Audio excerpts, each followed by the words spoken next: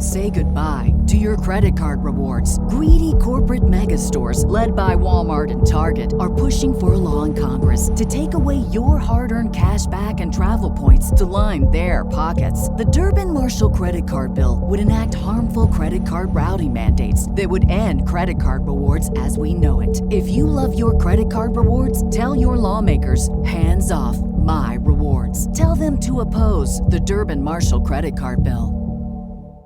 I'm Talia Shire. I've just spoke to Kara, and we've had a good time. Please join us.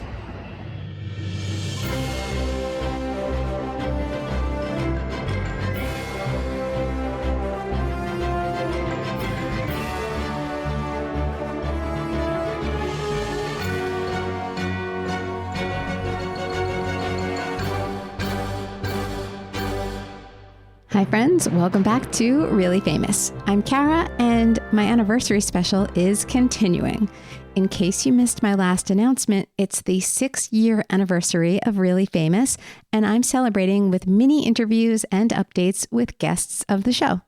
I've been taking myself and my smartphone and a little tripod and meeting up with a bunch of my favorite guests and friends and recording quick updates on what's been going on in their lives since they were last on the show. Since they're shorter interviews, I'm running them all on YouTube rather than on the podcast. I've been dropping a new one or two every week, and I'm also sharing highlights on Instagram and Facebook. Some are long and deep enough to run as full podcast episodes, even though they weren't intended to be. And this is one of them. It's Talia Shire, who was a guest on Really Famous right at the beginning of the pandemic in 2020, and then shortly thereafter. First, we did a phone interview, and then after we hit it off so much on the phone, we started talking on the side, and I convinced her to try a Zoom with me, and she agreed, and that was Talia's second time on the show. Talia, in case you didn't know, played Connie Corleone in the Godfather movies and Adrian in the Rocky movies. She and I have been in touch a lot since then. We've had long phone calls on Sunday afternoons and little talks via text here and there. But this is the first time we're actually hanging out face to face in person. So I was really excited about that. I told her, look, it's going to be like a 5-minute chat. All I have is my tripod and my phone, and that will be that. Okay, so here we are at her home in Los Angeles. There's all kinds of hustle and bustle going on. Her kids and her grandkids are in and out. The dogs are scurrying around and there's construction going on nearby. We're sitting on her wraparound porch, so you'll hear all that. You'll hear birds chirping and the construction and kids playing. But again, this wasn't really intended to be a full podcast, so I wasn't a stickler on the sound. My goal was simply to ask Talia about 5 or 6 questions to give you an update. But Talia likes tangents, and she likes to ask me for my opinion on things, and she likes to share hers with me. So before we knew it, we'd been taping for 40 minutes or a little longer. And that's when I decided to run it as a podcast in addition to going up on YouTube. We talk about ups and downs, social media. I give her a primer, in fact, on likes and what they are and what they're all about. And of course, I ask her about The Godfather and Rocky and about the new movie her brother, Francis Ford Coppola, is working on. There are some secrets that she won't let out of the bag, but I can tell you it's called Megalopolis. Apparently, it's epic, and it just wrapped filming after some rumors of chaos on the set. The film stars Adam Driver, and it also has a ton of other fascinating names like Lawrence Fishburne, Jon Voight, Shia LaBeouf, Jason Schwartzman, Dustin Hoffman, and Talia Shire. And we also chat about her famous family, some of whom may shock you. To see more of my updates and mini interviews, please subscribe to Really Famous on YouTube. And you can look forward to new footage from favorites like Joe Mantegna, Julian McMahon, Lilo Brancato, Patrick Fabian, Michael Emerson, Tim Gunn, and perhaps a few more. In the meantime, here's a word from our sponsors. This week's show is sponsored by BetterHelp. You know how I feel about therapy. I am a therapist, and I've talked about it many times on the show. Therapy can be a life changer. If you're not feeling great, you know you need a little help, but you're not sure where to go. Where do you even find a therapist? Try BetterHelp. BetterHelp will match you up with a therapist. You can do a video chat, you can do a phone session, you can even text your therapist. And if it doesn't feel like the right match, BetterHelp will find a new therapist for you.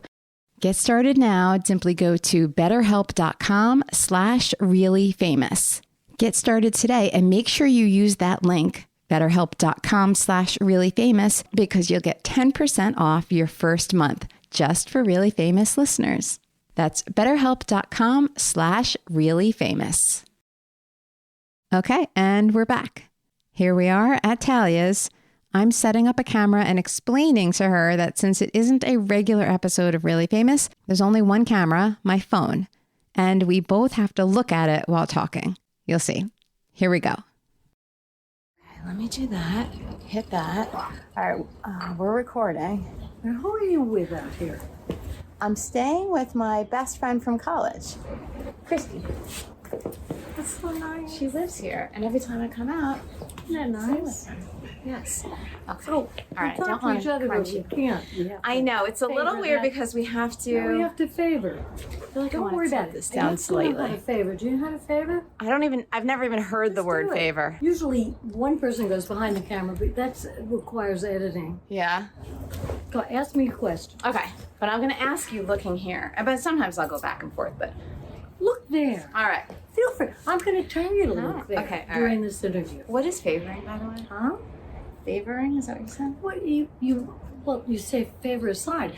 Oh. You want to pull your look. Got it. Sometimes. Okay. All right, it's just a pull of a look. See, like right above that pane is a nice place. Or over by the doorknob, we'll see, but that's too far. Okay. Okay, I like it. Oh, gee. Talia Shire. I've been so excited to see you in person. In person. First, we had the phone call. What? Crazy? A long time ago. But it was a lovely interview back then. I remember. I enjoyed you. Thank you. And I enjoyed you. And you were living in your house And with just the dogs, right? what? Back then, no, we were. That was during the pandemic. Yeah. Part of it. Yes. No, I had a small little school downstairs for my grandchildren. Oh, Yeah. okay. And And many dogs. I love dogs. Yes, you sure do, and they're adorable. Oh, boy. Okay, so what do you remember most about that talk, about the interview? Because we've had several talks. Okay. That I liked you. That, because, you have interviews. During that time, there was a Working Man. There was a movie I did called Working Man. And so that was why, the initial Yes. reason why we were coming together. But then we kind of explored other things. I was, gee, I like this lady. That was what it was. That's how I felt it. And then, I started to know a little bit of your life, that there was in your family the death of an uncle. That was big stuff. I remember that. That was summer of 2020 then. Yeah. That was our first talk. Well, Or one of our talks. Whatever. that's the pandemic period. Where we were trying to figure out time and our families. Right. Yes. Okay, so since then, Yes. Oh, I would like to know one high point in your life and one low point between the time of then and right now. one high point.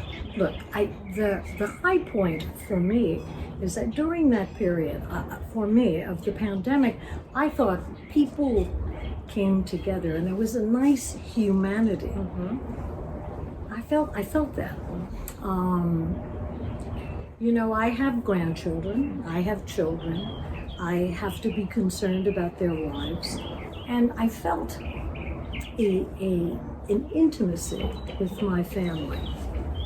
I mean, you have intimacy with your family, but it's especially beautiful during that period because we were all concerned. Low point, I think, well, It's okay, we can cut and get back in. this is my daughter-in-law over here. Wow. Great to It see was you. nice And to meet you too. She sings. She sings too. She's a great She writes singer. and she Don't sings. Yeah, she's gifted. That was my daughter. Yeah. So she's so married to Matt. Matthew. Okay. Right. low point. I think for all of us, and I don't want to become political, but all of us were dealing with transformational issues. I think every low point is a gift.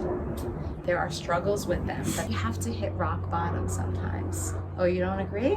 Okay, refute me, but let me finish my whole go thing ahead, first. do it. So Speak I it. feel like when you get to a low point in something, it may take a long, long time, but you will, well, if you are the type of person, you will learn something very important, huge. This is sort of God's design. I think we do have very low points, right? But out of that, for me, I'm speaking about my journey, Personally. right, came music and art. I use those points always. Because when you feel low, where you can't get out of bed, I had a friend who said, I can't get out of bed. I understand that, right? And you say, I can't get out of bed. And you have to give yourself permission not to get out of bed that day. And then maybe the next day you take your foot. I think life is tough. Life is supposed to be difficult, full of conflicts. It's tough to live. And I've got arthritis, so it's painful to live. It is tough to live. But if you get those little moments where you see the light or feel it in your own soul, they're exquisite and very beautiful. But I'm not going to say it's not tough to live. Right. And even if your moment is great, if you have empathy, somebody else is having a real tough time. A tough time. Everybody is going through something. Well, that's the human journey. Yes. And you embrace that, I think. Yeah. But something I knew as a child, I knew this was tough to be alive. I always knew it was tough.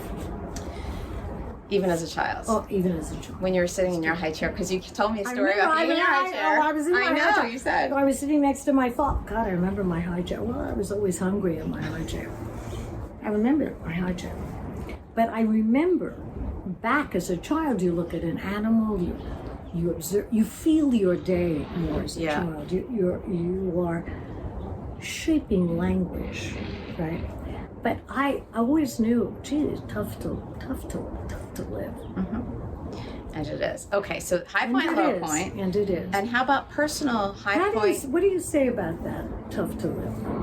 How do you help other people? Because I know you're a therapist. How do you say it is tough to live? Well, that's part of being able to live, is to understand that it is. If you think it's supposed to be all joy all the time, you're setting yourself up for disappointment and anger. Anger? Well, anger usually stems from fear, but if you feel like life's not fair, I'm getting the short end of the stick, this isn't right, why is this happening to me? That's the kind of thing that can certainly lead to anger. And that's if you think life is supposed to be, and part of the all good, and part of the problem is that it looks good on the outside. You look on social media, it looks like everybody's perfectly happy. Interesting. Okay. Social media. I have to just cut in here. Please. I can't work technology. Yeah. I am dyslexic. Right. That's a real thing. And I was just talking to my children, they just left here. How do you raise a child who uses social media? How do you do that? How do you raise somebody who says, I don't exist unless 20 people like me? How do you have your own sense of your own self, core self? It doesn't matter. If anybody is following you, you exist. I don't know. I don't know the answer either. Nobody does. Nobody does. But so people are. So here's what I would this? say. Yes, here's what. I can tell you that I, as a parent, I can tell you what I did or do. And two of my kids are a little older, so they're on social media, but they didn't get on it when they're young. My 14-year-old will scroll through TikTok. I don't know what TikTok is, but it's okay. But he's not posting things to get likes. So here's what I can say. As a parent, I say the things that you already said just now. So they already understand growing up, it's fake, it makes people feel bad, everything is curated, whatever you see posted that makes things look a certain way, it's on purpose. And so we also talk about things like likes. This is my prediction now. I think there won't be likes in the future. When we speak of likes, so I'm clear, that's a specific term. Yes. So I don't know that term. I'm going to teach you that term. It's because that's what you're saying is you don't exist unless people are telling you on social media. Acknowledging, Right. So that's an existential issue The that like has is existed through time. Yes. It's a problem. And it is through time. But right now, it shows up as likes. So if you put something on social media, let's say it's a picture of you and me, people will put a little like or a heart on it if they like it. Mm-hmm. So, you're after more likes and hearts. I don't know. I don't do that. Right. So I'm teaching. But I know that you're teaching me, which means that some part of your day you go to see if you have any likes. Oh, I have to. You have to. For work. This is going to go up. So there will be I'll put a pic. Let's pose, ready? And I'll screenshot this. Well, please like us. But if you don't, it's okay too. I don't look at this. But I like you. And I like you. By the way, that's a social media clip. I'm going to cut that, just that thing. And people they're going to see it and they're going to laugh. But they think it's great. Well, I have respect for new technologies, but I don't think we understand this one yet. No, that's why I said we don't know yet. And we don't know how it shapes young minds at all. Mm-hmm. But there is something about, just being on this planet, being a human being, you're always saying, who made me? How did I get here? So there are moments that's why I love theater and drama and beauty, because it's a way to speak. The Greeks spoke to all that confusion a long time ago. So I love theater for that reason. It speaks to my own journey, but done beautifully, because I really love beauty also. I don't understand social media yet, and I'm deeply concerned how it will exist in the future, because young kids have a hard time. We know, and I know that there is bullying. That word, I've heard about it. Yeah. My kids are grown, but to bully, and they do it on social media. Yeah, privately. Which is worse. It's worse, really, privately on social media. If they bully privately on social media? You're public. It is public. Privately is the wrong word. It's online, meaning not in school, not where the teachers can do anything about it.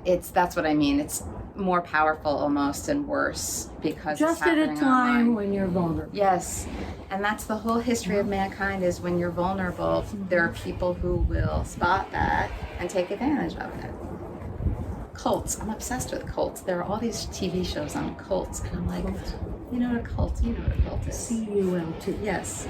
And hey, look at the spelling. See? And I'm dyslexic. I know. C-U-L-T. That's why I was giving. Well, you want to belong at a time when you have no idea. And when you're leaving your family, you have to figure where you can go that will embrace your confusion. Usually it's confusion that attracts you to the cult. Fascinating. Okay, I'm getting way off topic, which is fun for me. That is what. Okay, let's. It's get fun off for topic. me. This is why I say I could have set up my regular equipment and we could have because, easily no. talked about the world for hours. So okay. So I'm gonna bring us back around and say I was gonna ask you for a personal high point and low point. You did ask me for a high point, and not about society, about you personally, in your personal life. Lately? Yeah. Meaning the last couple of years. Or Let's say the last 3 years. It's always related for me to some act of beauty. It just is. I could put on, and it's, sometimes it's Bach, a piece of music, and I go, and it happens. Who was this guy, Bach? Oh my God, what am I hearing? That's a high point for me. And and I did that just a few weeks ago. How about a low point? Low point. You know, I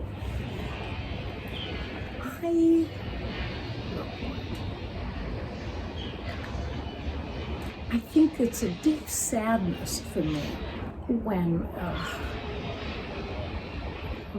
these shootings take place. That's a low point for me. I mean, what do I have? How many years left do I have to live?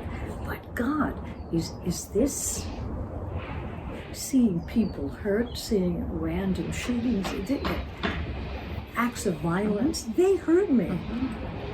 They hurt me, and I feel it deeply. You want to call it low, you can. Desperate, incredibly tragic. You feel that. Painful. Don't you feel that? Yes, of course. Oh boy. I mean, okay. I have to figure out a segue that's not as tragic. Okay. This is going to be a weird segue, but I'm going to go right into it. Do you have a segue? Segways. The segue. I don't know. Okay. The segue is, what is this movie you've been going to Atlanta for? Well, I can't speak about it. Oh, you can't say what it is? I can't. Not at this time. So I can't say... No. Can I say... All right, here's what I'm going to say. Let's go back. I'm getting ready to do a movie that Nick Vallelonga. Remember Green Book? Yes. That is a movie I am... The artist, Nick Vallelonga, incredible creative artist. He's preparing a movie, and I'm getting ready to do it. Yay! I'm so excited. People want to see you on the screen. We want to see you on the screen always. Well, regularly. I do other things too. Acting is something I can do. I don't think I'm great, but it's something I could do. It's the way dramatic literature is spectacular for me. It's always been. Oh God, who wrote Oedipus? Talk about a tough life, but it's always focused me. But I always wanted to do more. With Jack Schwartzman, my late husband, we had a production company. We did Never Say Never Again, the last Bond movie, Sean Connery, and several other movies. And that was an exciting time for me to work with other writers, find a project, option a book, right? That was the direction I was exploring.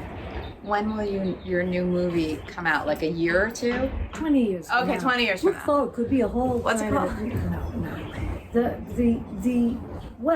The movie with Nick, I think will come back. You know, it's with John Travolta.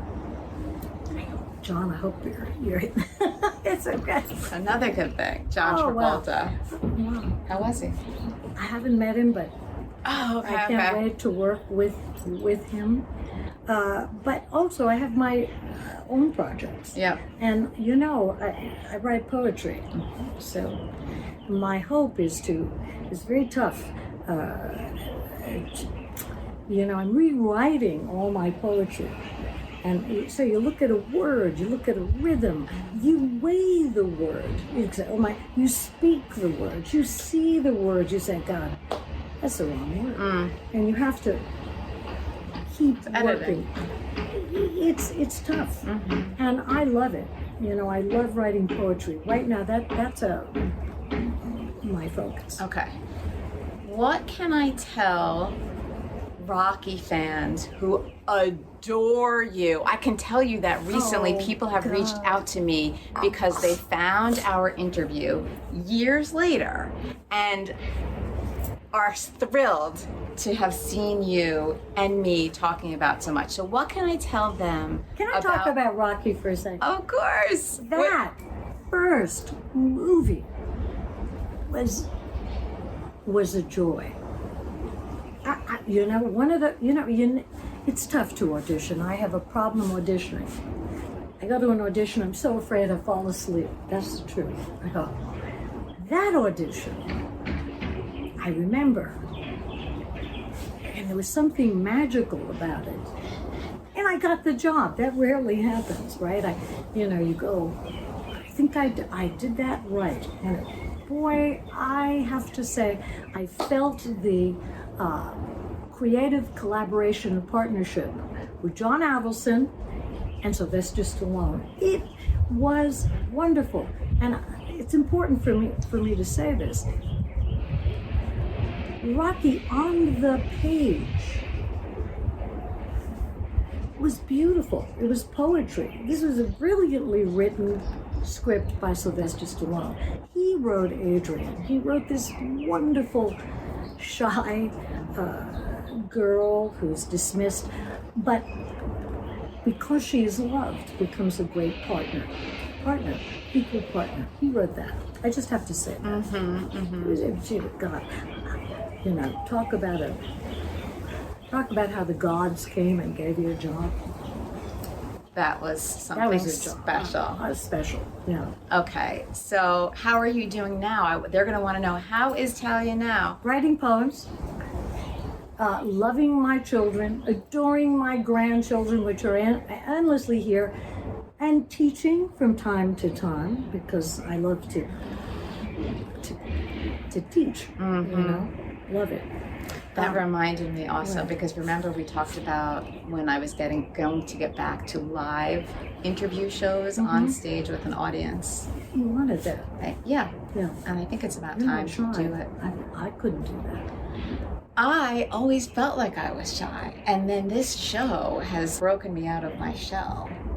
It's like, I don't know what happened, but I think I was always like meant to do this, what I do, and I feel like more of myself, and I feel so connected. I did one show, no, I did a few, but the first show I did was with, you know him, Michael Imperioli. We talked about him, right? Yeah. Oh, God. Yeah. Yes. So we did this live show. It was his idea, by the way. He's the one who said, you should do this in front of an audience. So I said, okay, do it with me. So we did one, January 2020. And right before, I was so nervous. And I'm not a nervous person by nature. That's just creative energy. Oh, I was like, why did I do this? Why did I do this? And then this is leading up to it. And then even when I arrived that day, I was a nervous wreck. I'm rehearsing my little intro. And then as soon as Michael arrived, I was fine. Because I realized it's just me and Michael having a talk, which is my favorite thing to do.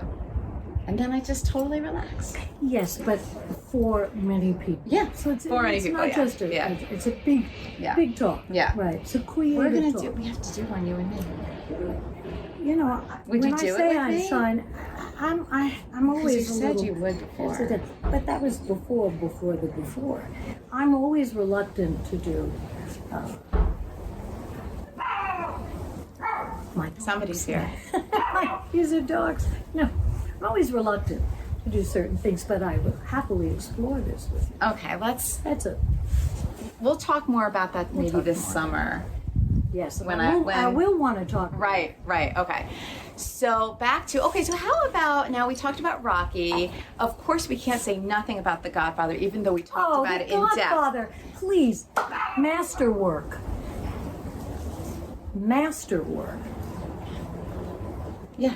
Masterwork. I mean, I'm not gonna argue with that statement. You have, and Francis Coppola, people don't realize, is my brother. And I think he is the world's greatest living director. He's poetic, he's extraordinary, he's intense, he's a great creative soul. And think of the things he has made and the many people, by the way, he's discovered. He discovered George Lucas. He loves to nurture talent. Other people's talent. That's very exciting to him. He's a teacher. Also, The Outsiders. Love. Love. I watched it again. I hadn't seen it in years. My son. How old were you when you saw that the first time? Must have been a kid. Yeah, I was either middle school or early high school, I would think. Yeah, I bet maybe early high school. But my son was reading The Outsiders in school and then watched the movie. And I remember saying, "Oh, I just love, whatever." And then we were flying home this summer from vacation, and there was The Outsiders, and I watched it on the plane. And it's very hard for me to enjoy a movie on the plane, but I was crying, and I was like, "Oh, The Outsiders was so And all that good." young talent. Yeah. All that young talent. All that young talent Yeah. in that movie. Yes. So that was a big success also. Totally different from the Godfather films and all the others, Apocalypse Now, whatever Well, he else. wanted to tell a story of young people.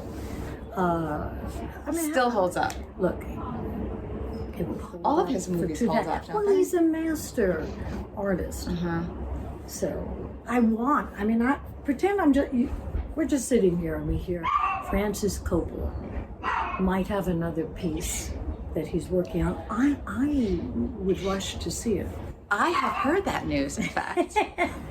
I hear and it is in the news. It's not unknown that there is a new movie in the works.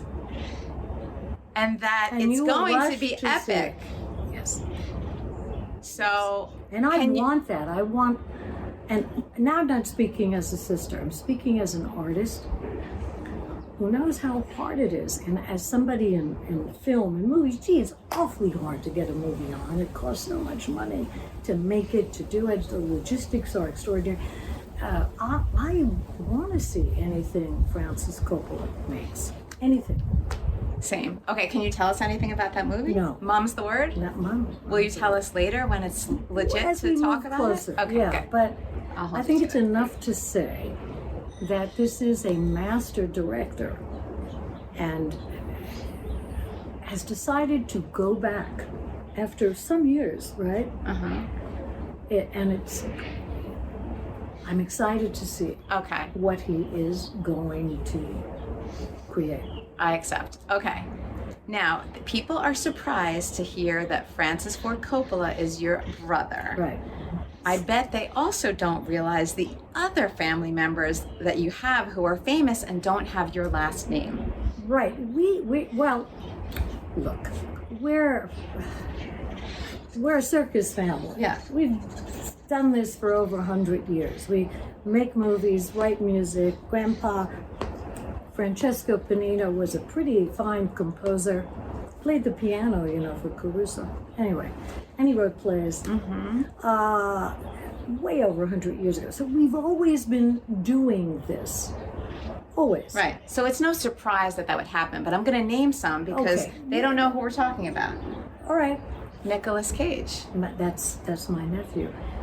From my oldest brother, August Coppola, a great educator who's passed away, but really was my teacher and Francis's teacher. Extraordinary. Do you see Nick Cage often? Sure. And and I love, not often enough, because he's been off making a lot of movies, but boy, what a talent that man is. People are intrigued by him too because he is unique. Totally. Totally unique. Totally. But elegant and artful. Nothing is just chaotic. It's all picked. It's all beautifully shaped, what he does. Okay. Jason Schwartzman. That's my son, yeah. That's my son. And he started with Rushmore as a young man. And Robert Schwartzman, we're all in this. We're all in this business. John Schwartzman is a terrific cinematographer, is my stepson. So this is kind of what we do. And we're proud that we do this thing, which is we make movies or put on shows. I would love to sit at your Thanksgiving table. I mean, what? This is a fascinating family you're surrounded by and part of, and a significant, an important element of, more than an element. And the thing about my brother August used to say, not spoiled, hard working. Nobody gets a free ride in this family. You have to step up, bring your craft and your discipline, and it's tough. It's tough because sometimes the outside world will project on you. But you know, our family's been at like 120 years of, you know, my grandfather's writing name was Nino Penn. Some of his plays were under Nino Penn and his poetry. So it's always, we've always done this. Yes, and you're... Frankly, I would prefer to be a doctor or a lawyer, but that didn't happen. Would you really? I played a doctor and I played a lawyer, but this is what I do. And I think we teach through this theater. Theater was always about speaking about your life, the things you couldn't say, having a catharsis. So it's an extraordinary teaching tool, theater, right? And so beautiful. So in a way, I wouldn't mind being a teacher. That would be a great thing. In a way, we teach through what we do. That's important right now on this planet. Okay. My last question is the same question I probably asked you last time. But you were so nice last time. Okay. Am I not being nice this Yes, time? you are, but you're not. No, but it's scary, to have interviews. You're always nice. Is it scary? Tell me about that. You tell me about it. Would you enjoy exploring? Well, that's part of what we do. Would. You would. I feel like I get it, and not always, but I love to ask people afterwards, and so you're going to give me insight. Okay. For me, I always want my guest, my show guest, or whoever I'm talking to, even if it's not on the show, I want them to feel good about us, our interaction, this. Right. I want them to feel good. Because it's a moment of intimacy. Yeah. And you should feel solid and confident that you're going to share this moment. Right. And trust that person to have it together. I also know that I am not famous like you are, so there's more at stake for you than for me. So I try to put myself in your hands, in your position, not your hands, in your position to understand what you may be feeling. Look, I'm an older person in this industry. I'm not... a consequence of what we do is fame. I'm not sure what that is, but it's useful to get the next project on, right? But it's not, it should never be why you're doing this. Ever, ever, ever, ever. Because it distorts. It distorts being a person, a mother, going to the market. It distorts that. And what I like to do, loving theater, dramatic arts, is to be with people and to feel them deeply, not have a distortion of fame. Well, that's me too. That's why I do what I do. Just because you want to feel them. It's because you are them. Yeah. We are each other. That's good. I like that. No, we are. Yeah. The other is you. The partner is yourself.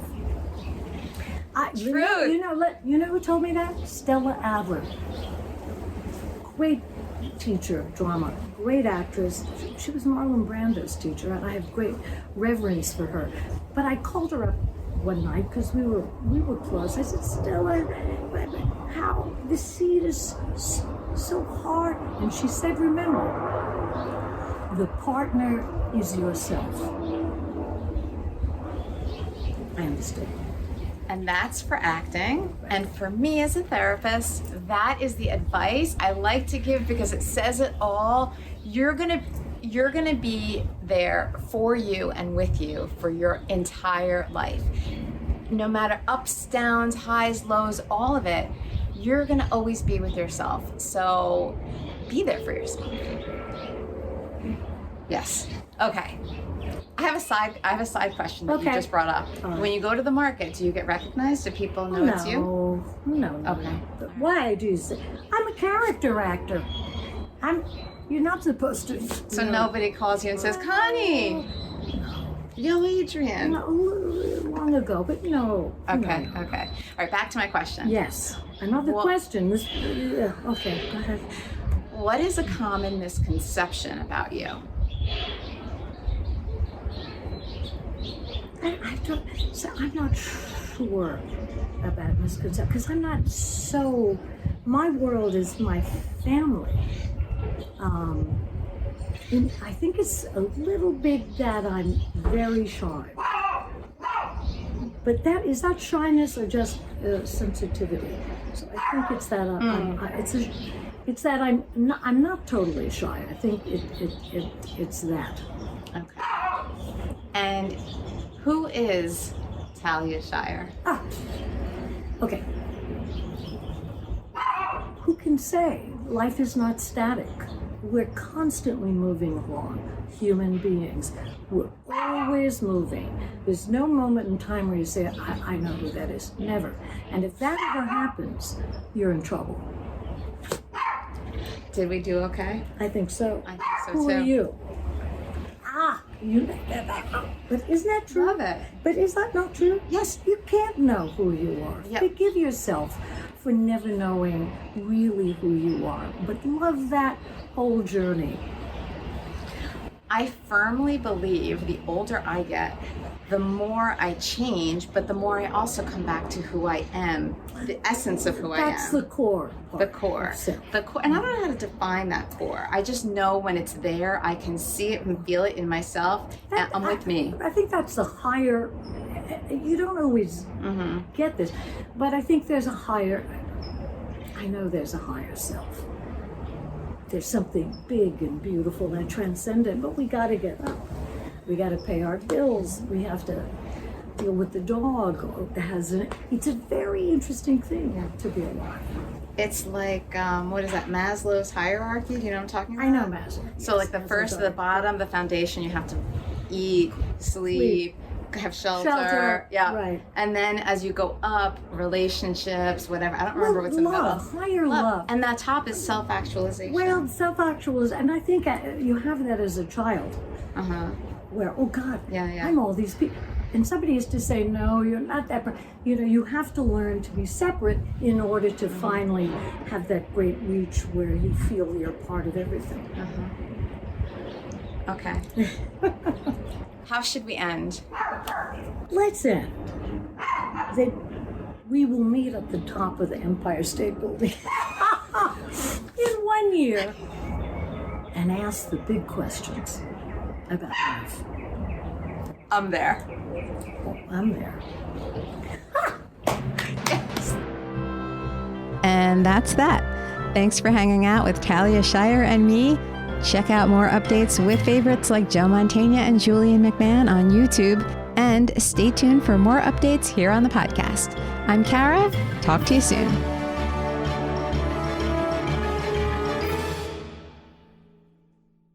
I had a great therapist, by the way. He was great. Oh my God, I didn't press record. Huh? I wasn't on recording, it just started recording.